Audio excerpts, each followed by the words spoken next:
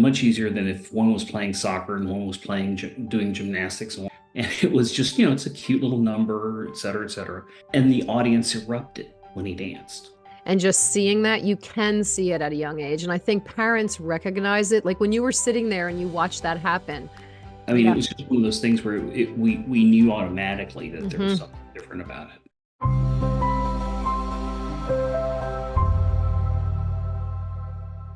Welcome to Making It Happen, a career in the performing arts, where we discuss how to break into the performing arts industry for yourself or your child, teen, or young adult. Guests include professionals who are passionate and share my vision of helping talented individuals land professional representation and have successful careers in the arts. My name is Leesa Csolak, and I am the CEO and founder of Making It Happen, a career in the performing arts, having helped hundreds of clients break into the performing arts business on stage, including Broadway, films, television, commercial work, and more. This podcast is supplemental to my groundbreaking online courses. For more information, check out all the way you can benefit from my courses, my how-to videos, my live webinars, my in-person seminars, and free guides. Go to lbctalent.com. My guest today is Glenn Cook. 18 months on tour, 15 months on Wow. Broadway. Okay, so he was with the show a long time. So I have to ask you, because Billy Elliot was a very popular Broadway show, popular, show on tour. And I know that they had a lot of super fans, which a lot of these shows have. And my perception of all of that is that, you have the protection around you, and those types of things happen in all kinds of industries, whether it's gymnastics, whether it's the sports world. You have to be protective of your child. You have to make sure that you have everything in place and that the production company has everything in place to keep the kids safe. So that's certainly something that seems to be bubbling up in the world of what we did with our kids and what people are considering doing now. But with Billy Elliot, did you ever feel that there was any kind of an issue because of the super fans, because they tend to be so much a part of wanting to get the kids autographs, wanting to like talk a little bit about that experience with the fans after the show, signing autographs? Like how did that feel for you guys, and how was that controlled? Like, can you share any of that? Well, yeah, sure. I mean, that question has like 3 or 4 different aspects to it. Yes. But the first part of it is in writing a series of stage dad essays, I try to break down what each role is in this complex ecosystem. And one of them is the child guardian. And I will tell you that, the child guardians that worked with him on stage on Broadway and on through the tour are some of the best people I've ever known in my life. Incredibly protective of the kids. At times, the kids chafe because the people are so protective. But at the same time, they're there. That's their job, and that's what we try to explain to Ben was, look, the reason why they're telling you you can't go do this is because they're protecting you. And the child guardians have on Billy and even to a certain extent on Newsies later were wonderful, wonderful human beings.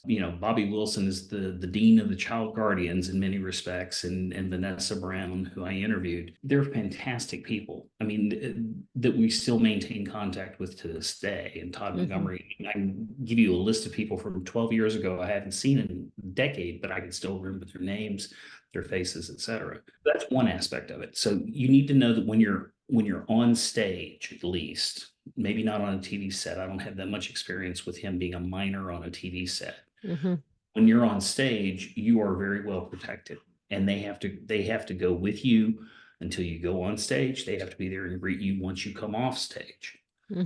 So they're even, we should tell everyone that they're in the wings. They're bringing the child from the area where they do hair, makeup, and where they're actually, beholding them to stage right or to stage left, like wherever it is that they have to go on. They're with them right up to that moment, and then they're there to take them off and bring them back. So they're not left alone, just so that everyone knows that. And John Mira, who was his first guardian on Ragtime, was very good at explaining to us the role of the guardian, what the guardian did. And he was excellent at explaining, this is what I do. This is who I am. This is what I do. And as a parent, I was, don't be afraid to ask questions of the professionals. You're not a Absolutely. professional. You can't necessarily go in there and say, well, I think it should be done this way. Mhm. But there's not any questions that's a dumb question. You can ask them anything about the process, and you should. If you need any clarity at all, you should. With regard to the superfans, Billy's superfans, I made it a habit of I would always go and I would drop him off when I was there with him. I would drop him off, and I would urge anybody who's doing the drop off and the pickup to do this. Is I would go and I would drop off, and then I would linger for about 10 minutes, because within that first you can spot people, if you, and especially if your radar is high, and then you go back to pick them up after the show and see if those same people are around. And then if and don't be afraid to say, hey, I hope you enjoy the show. Have you seen it before? Questions like that, and strike up a conversation. And I would say the vast majority of Billy fans, the super fans, were people that were living an idealized life through that show and through its Mhm. characters. It was sort of, they were Trekkies, and they didn't mean any harm. They were living this life through Mhm. that, and got to know them, and if at the time he would just sort of entered into social media. So anytime anybody friended him, I immediately friended them. Anybody followed him on Instagram, I followed them. Now, this was when he was, 12, 13, 14. Mhm. Once you reach 16, 17, it's a little bit of a different game. But Mhm. but through those years, through those formative years, is if you're going to have a social media presence, if they friend you or try to do something, you friend them as the parent. And a couple of times it occurred where somebody friended him, he accepted the request, I friended them, they dropped off, and then they dropped him off. There was one person who, during the Billy tour, was arrested for solicitation of child pornography during that time. And he was somebody we had seen. He was didn't make a whole lot of sense. He's one of those Mhm. that could never really get to quote unquote know. And so we had alerted stage management about him. And then during the tour, we alerted stage management pre about him during the tour, Mhm. and he started showing up at various locations. And then something occurred in which he solicited photographs of a child through social media, and they immediately jumped on it. And he was Mhm. convicted and has served time. I think the production companies and like you're saying, the stage managers, everybody involved, they're all trying to keep the kids safe. They're doing everything in their power to pay close attention to that. I think you were smart doing what you did. Funny that you said that you would like kind of, linger and hang out. Like I did the same thing before and after and made sure that, you want your child to be safe when you're dropping them off at the stage door and, they're taking them in for the show. And um yeah, it's just interesting that it's in the news right now, and I feel like the performing arts industry gets a little bit of a bad rap because there's not this information out there for people to learn about and to understand. And all Right. they hear and see are these stories that, are tragic in many ways, but it's the same situation with a lot of other activities that the kids get involved in. We just have to, as parents, be very protective and make sure that, we pay very close attention to what's going on with our kids. So, okay, let's fast forward because a lot of things have transpired since Yeah. then. Can you touch a little bit on the Newsies experience, how old he was, what that experience was like for you guys? When was there a separation where he was on his own? Did he do any kind of collegiate, studies or work? Like kind of jump into that space between being an older teen and an adult and what went on. Well, he moved from Billy Elliot to home because he didn't have a job. And we said, if you don't have a job, you can't live in New York. And so he went back to MSA, went through that process. And I have never seen that child work harder in his life. And the reason was because he wanted to do Newsies.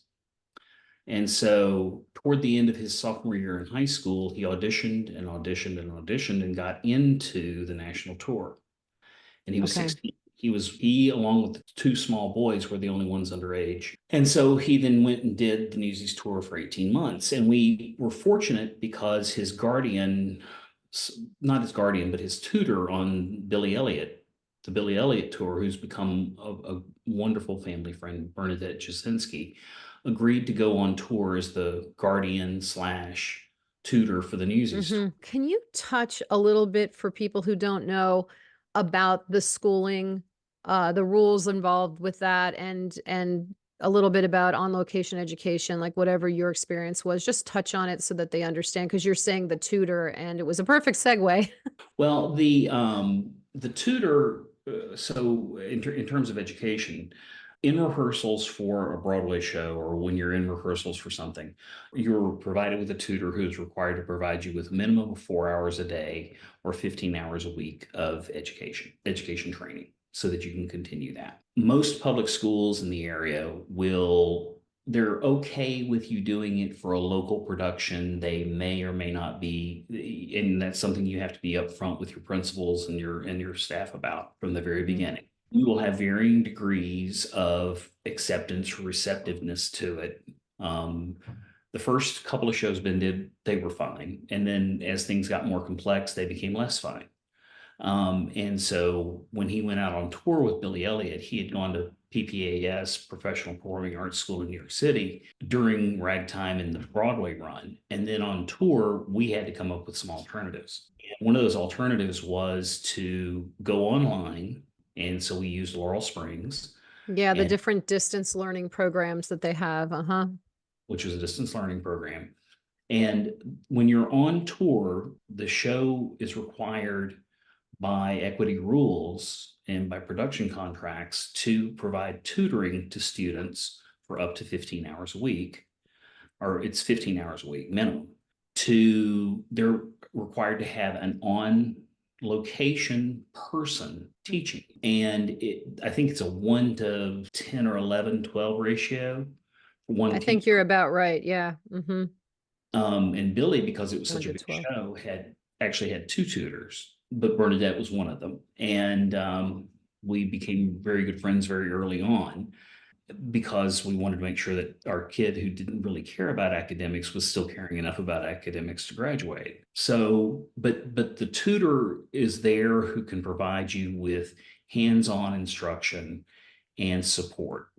And developing a good, solid working relationship with the tutor, much as you do with the guardian and anyone else that you encounter with the production, will really help you in terms of your child's reputation and in terms of their thoughts about your child, because this is a very small business, and word of mouth can knock you out of this business, especially when you're dealing with a kid. If a kid's a terror, Yes. they're not going to hire you. And if the parent gets a reputation as a terror, they're not going to hire the kid, no matter how talented the kid may This be. is very true. Building that relationship with the tutor, building that relationship is very important.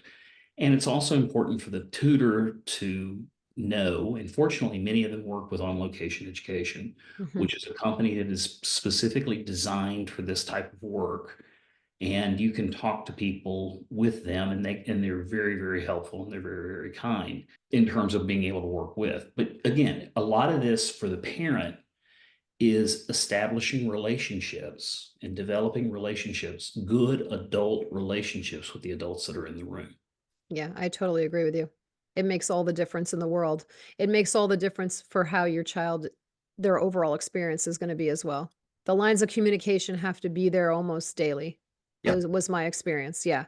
Especially to keep them on track with school. So if you're planning, whether you sign them out of school and then re-sign them back in, or you're trying to keep them, in school based on what the school is willing to do. And at least for us in our state of New Jersey, the principals of the houses were the ones that were responsible for the decision making. And if there wasn't something written in from the Board of Education that said how to, or explained how to deal with children who are involved in the performing arts and have to leave, or for that matter, if they're an equestrian who has to leave for a couple of months to go to Florida to compete, whatever that happens to be, if there's nothing there, then it's the principal who has to make a decision. And sometimes they're making a decision based on not having anything written, and then that sets a precedent for future children. So there's sometimes this little bit of conflict that you have to understand.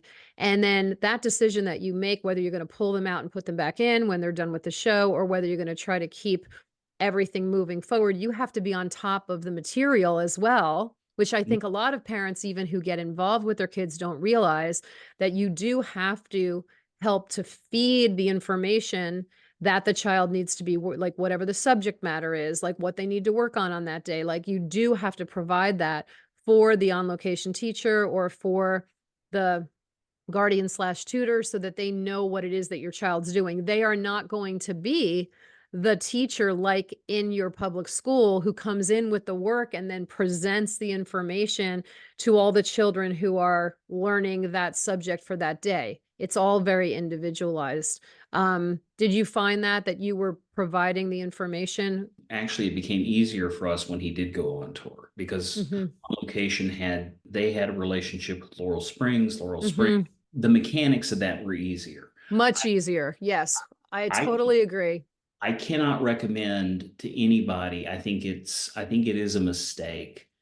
And it's funny because my wife and I have both have worked in public education for Mm-hmm. years, but I think it's a mistake and it's a disservice to the kid, it's a disservice to the school system, and it's a Yes. disservice to everybody to try to continue that relationship with your Mm-hmm. public school if your child's going out on tour. Yes, I totally agree with you. We used Calvert at the Okay. time, and, there were specific differences. We had looked at Laurel Springs and we had looked at Calvert, and absolutely, it makes it so much easier if Yeah. you just enlist the professionals who understand the space that your child is now in and how all of that needs to work and transpire. And we looked at Calvert and Laurel Springs too. What was for us was unique was that Laurel Springs was also helping MSA, the dance studio that my kids were at, Mhm, with the establishment of a private school.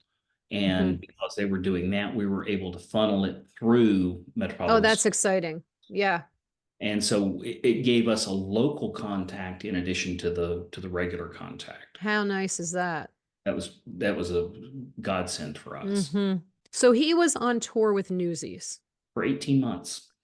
And then did he do Newsies on Broadway, or you said it Now, closed and then it went on tour? the show Okay. closed and went on tour. Uh-huh. And then he did go back for the Newsies movie when they did the capture at the Pantages Theater. And That's what I'm thinking of then. yeah, Because I because knew, okay, all right, yeah, it blended the Broadway and the touring casts, and they brought him back as Race for the film. okay. And you want to talk about funny things? I mean, we bump into fansies all over the place. That's a different audience than the Billy Elliot audience, Yes. but also because of the pandemic, that thing exploded during the pandemic on Disney Plus. And Hmm.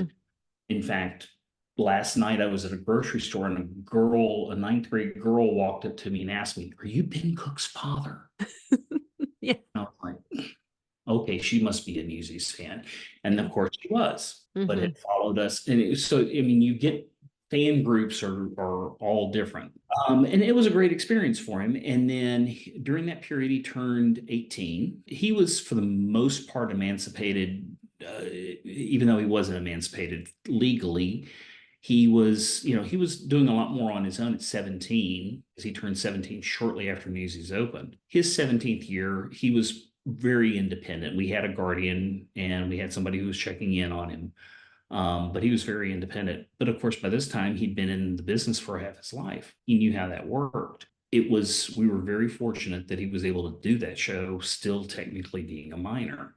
And he moved back to New York because he got Tuck Everlasting, and then which opened and closed in a heartbeat. But that was his first adult role in the ensemble for Okay. that. Yeah, that was his transition then, really, Mhm. to being on his own and being an adult in a show. Yeah, interesting. And he became roommates with somebody who'd been on the Newsies tour, Josh Hmm. Burridge, who is a great kid. And they became roommates. They ended up living together for 6 years in New York. Ever since then, he's been in New York. And so Tuck closed. He did a couple of episodic TV episodes. He debated whether or not to go to college and then decided against it. because his interest would have been musical theater or film or TV. And it was like, look, I have so much experience, I Yes. can't do that. Yeah, So, yeah, I totally agree with that. Yeah, I think it's, there's, and we've had this conversation, you and I, before, about the different ways that you can get into the industry, whether you do the traditional route of high school, audition for college, go out and try to, get into a good school for musical theater, vocal performance, dance, whatever it happens to be, and get into the industry that way. But I think our kids, because they started so young, Kevin started at 10, Ben at 11, I think, they're so mature as well. I think there's a whole different maturity level when they've been in the professional space for that amount of time. I think it's just and it's a good thing. It's not a bad thing. It's not like they missed their childhood. They loved every minute of what they were doing. And they also had a lot of great friends that they've kept for life from all of these experiences. I think the collegiate to stop everything mhm, and go into a collegiate program, which I'm very in tune to that process. And I feel strongly that if you can get into a collegiate program where the instructors have been in the industry and have had the experience, then that certainly is a phenomenal way to transition into a career. But that's a tough ask. Not all of the schools offer that, across this country. And so, looking at that too, you're stopping everything for 4 years, mhm, and then you have to rekindle all those relationships. And who else has come through the, the funnel of actors, singer, dancers moving through whether it's the Broadway space, the film and TV space, that now you have to kind of re-enter into that space again. So I agree totally with what he did. Kevin went to Pace for a year, and honestly, his first semester, they said to him, you need to just go to LA and pursue your career, continue doing what you're doing. And I think it was good for him. It was the right move for us and for him to be at Pace for a year. But he left soon after that and went to LA to work. But we're getting down to the wire here. Let's and talk now, about, sorry. no, we're good. Can you touch on Emma's journey just Sure. quickly, just Sure. for the listeners, I think, because it kind of is a good segue from what I was just saying. But yeah, Yes. let's talk a little bit about Emma's experience. Emma's experience is exactly what you described. It was the traditional experience of go through high school, go to college. She auditioned and got into Point Park University. And she's truly worked her butt off. We have the advantage of having boys who are in the industry, and the boy to girl ratio is 1 to 50 probably. That's a whole nother conversation. Exactly. Completely a different conversation. But, and so for her, it was harder to break in. And so she went through Point Park, and for her, it was a personal and professional journey. She did double major. She was able to get out in 3 years with a double major, sports arts and entertainment management. So that's the other thing that I recommend is that if you're gonna go into a college and go into a 4 year route, and you want to look at this, consider a minor or a second major in Mm, sports arts and entertainment management so you can still maintain that aspect of it. And she came, got out right before the pandemic. Then, of course, that happened. And then, so she picked up odd jobs, but she was determined to move to New York. And she worked and worked and worked and worked more and more at her dance. And then also worked on herself and where she felt like she was in her life and who she mhm, was in her life. mhm, And it was for her that period from 2020 to 2022 was a period for her of deep self-reflection of who she mhm. was. I think Um, you could say that a lot of people could say that about that time frame, yeah, I really feel that everyone had those moments of thinking about the past, the present, and the future during that time frame, for no sure. question, no question. And I think for her, it was a matter of, the existential question of, well, do I really want to do this? Do I really Mm, pursue this? She doubled down and came out of that period even more determined to do it. And so she's been performing in various things in and around New York City. She's worked her mhm, jobs at Trader Joe's and odd jobs sure. here and there. Yeah. And then last year booked the non-equity tour of Jesus Christ Superstar as the lead dancer in that. And so she did that for 6 months. It was amazing to watch her on stage. I was very fortunate that I got a chance to see her on stage the first time that Ben got to see her on a professional stage. It was in Texas, which is where I grew up, on my birthday. What? Makes it even more special. Right, right. And her journey is like so many young women in this industry, and that you have to work so hard to do it. And she's an amazing human being, and I could not be prouder of her. That's so cool. I'm so happy for her that she got the show. Is she continuing to audition and Yes. go that route? I love it. I Now love it. she's non-equity versus equity, which is a totally different story. We could have a separate We need to do another couple of episodes and discuss all of that for yeah. sure. We have to do that. Oh my gosh. So quickly give us, where is Ben now? What's happening? Are you involved? Do you stay out of things? Like, does he confide in you? Like, what's the relationship now? Yes, to answer it in succinct manner. He moved from Newsies, did West Side Story the movie and Mean Girls, and that's where he met your son, was in Mean Mhm. Girls. And then they did the West Side Story film together, and then they did the West Side Story revival together as well. And he was injured in that. And at the time after that, decided he was going to, that was coincided with the pandemic. And so he was fortunate to get some episodic television. Mhm. He's got a couple of small roles in films. And, he's been able to pay the bills, which has been great. Yeah. And then he was allowed to be part of the development of a new show that's going to Broadway. Opens April 24th, called Yes. Illinois, which is a show unlike anything you've ever seen before. It And absolutely is. I went and saw it closing night at the Armory in New York, and it is beyond phenomenal and something very different. I hope good things will come from that, and I'm sure that they will. Hmm. It opens for 16 weeks. Then his trajectory, we still talk probably two, three, four times a week.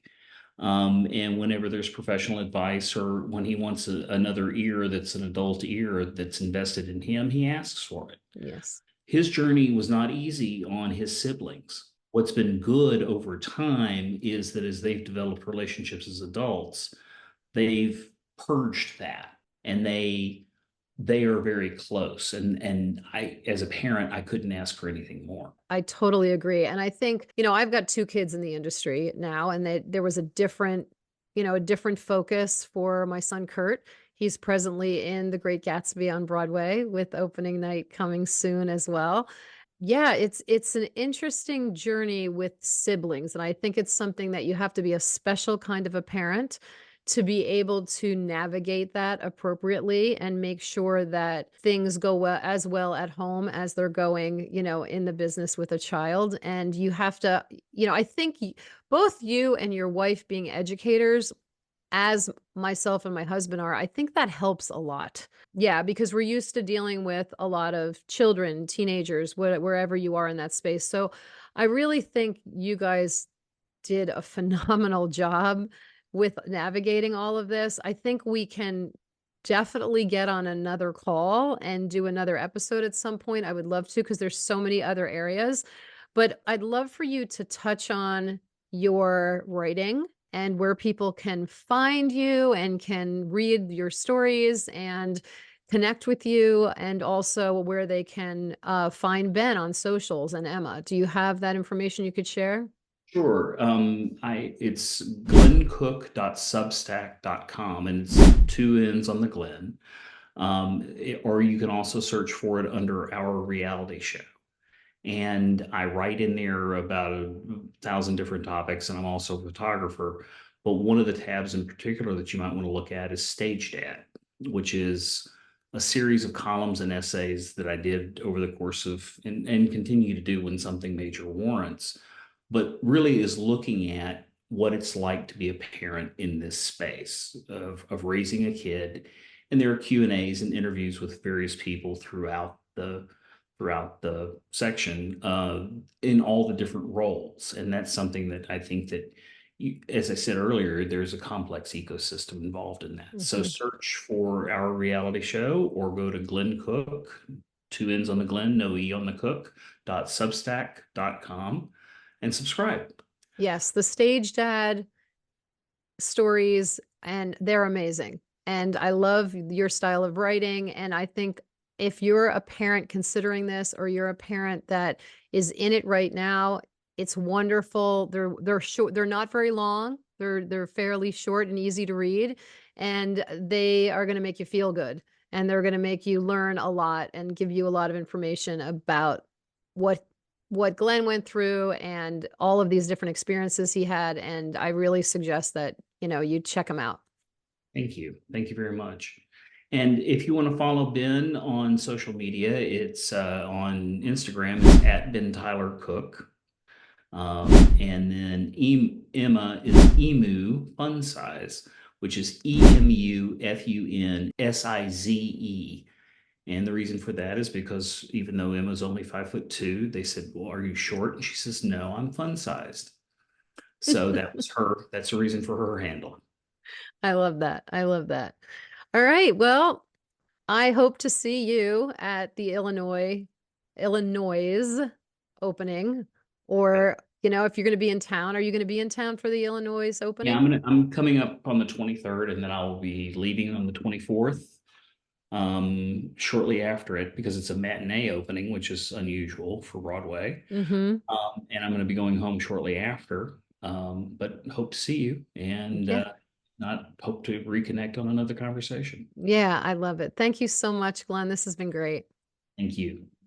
Thanks for watching the Making It Happen a Career in the Performing Arts podcast. If you'd like to connect with Glenn or his son Ben or Emma, follow them on socials or visit Glenn's page at glenncook.substack.com stagedad. His series is designed to help parents understand what it takes to support a child who wants to pursue performing as a career. Need more information? Visit lbctalent.com and follow me on socials at Leesa Csolak _LBC Talent. By sharing our stories, we can help other talented individuals land the career of their dreams. If you're enjoying this podcast, please like and subscribe below and hit the bell for notifications.